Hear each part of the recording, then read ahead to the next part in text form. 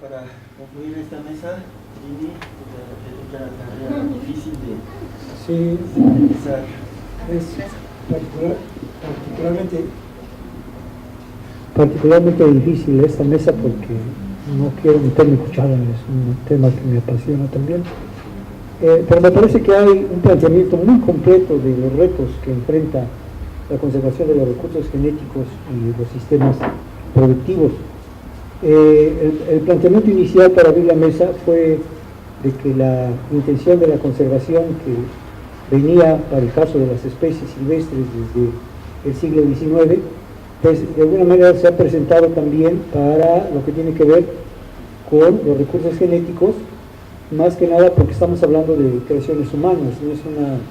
algo que está ahí, que tenemos que conservar como una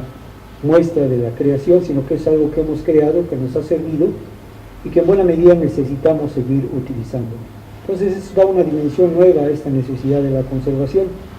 Se planteaba también que, bueno, de alguna manera al escuchar las participaciones,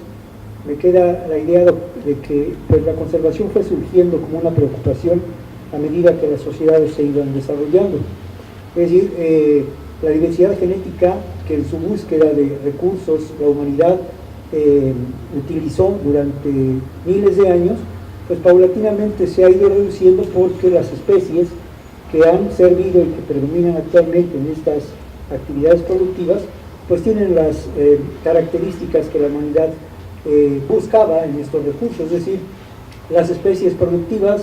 las que satisfacen los intereses de la humanidad, pues de alguna manera se fueron viendo favorecidas en esta atención creciente hacia los recursos genéticos. Se ha vuelto crítico en la actualidad porque se ha centrado excesivamente en un número muy pequeño de especies, que plantea entonces ahora la necesidad de qué hacer ante los retos que se están enfrentando por parte de la humanidad en su conjunto. La diversidad se ha reducido, esa es una realidad, y entonces ahora surge la necesidad de conservarlo como una especie de seguro para las eventualidades que pudieran venir. Es decir, hay una preocupación por lo que pueda suceder, que no se sabe qué puede hacer, pero ante esa inquietud, pues el conservar la diversidad resulta ser una especie como el seguro de vida. Hasta ahora se han planteado dos estrategias para esta conservación que tienen características distintas. Por una parte, un énfasis en la conservación de los materiales genéticos, es decir, las especies, en bancos de germoplasma, lo que le llaman la conservación ex situ, y que ha sido favorecida por diferentes políticas y que actualmente cuenta con una representación muy grande en este banco que se construyó en una isla en Noruega, con la finalidad de guardar la mayor cantidad posible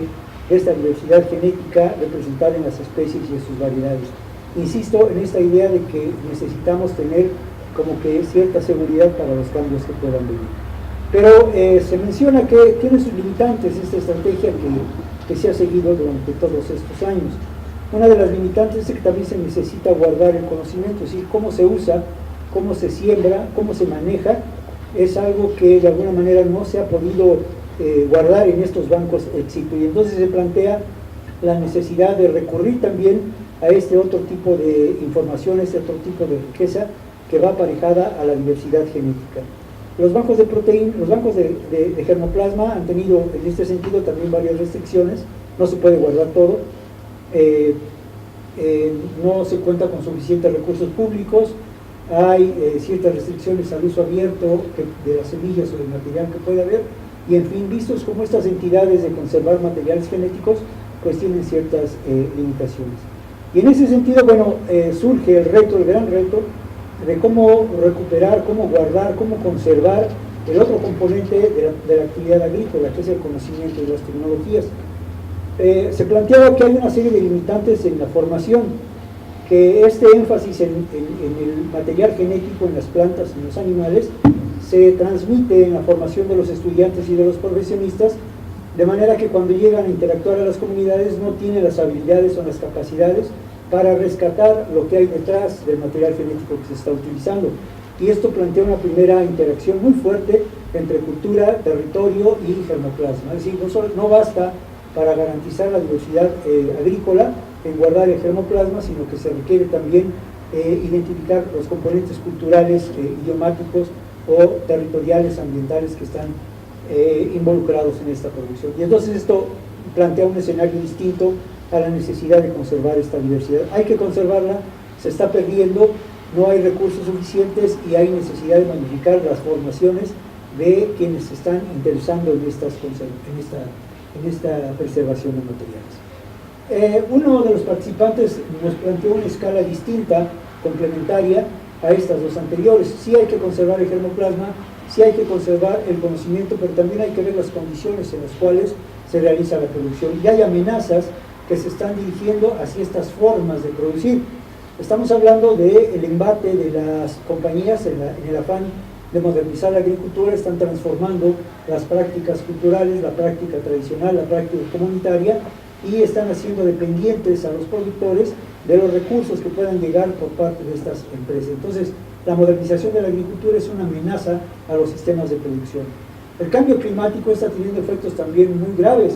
puesto que está alterando los ciclos productivos, está alterando la respuesta de los materiales y la pertinencia de las prácticas agrícolas respecto a esta modificación ambiental en gran escala que se está dando. Y finalmente tenemos un descuido y un problema grave en los suelos,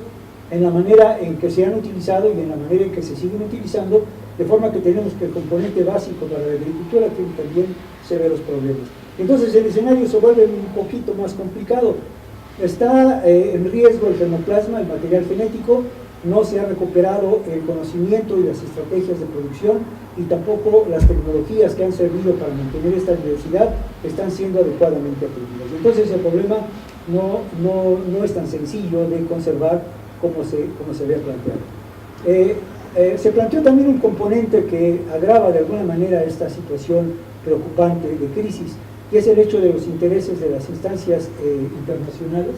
las políticas públicas impulsadas desde el Banco Mundial, el Fondo Monetario Internacional y otras, tendientes en un momento dado a impulsar ciertas actividades económicas, como fue en su momento la eliminación de las masas forestales para meter ganadería, y de repente estas mismas entidades que promovieron esta utilización ahora están volteando la cara y tratando de apoyar a lo que sería la conservación, pero también con estos mismos esquemas de poner condiciones respecto a la manera en que se puede dar el apoyo o la forma de contribuir a esta preservación. Y hay muchos intereses económicos, hay intereses políticos, hay intereses de las empresas que están orientadas en función de mantener ciertos sistemas, ciertos germoplasmas, porque pues hay un componente económico en esta necesidad. Se planteaba entonces que Ecosur tiene un gran reto, que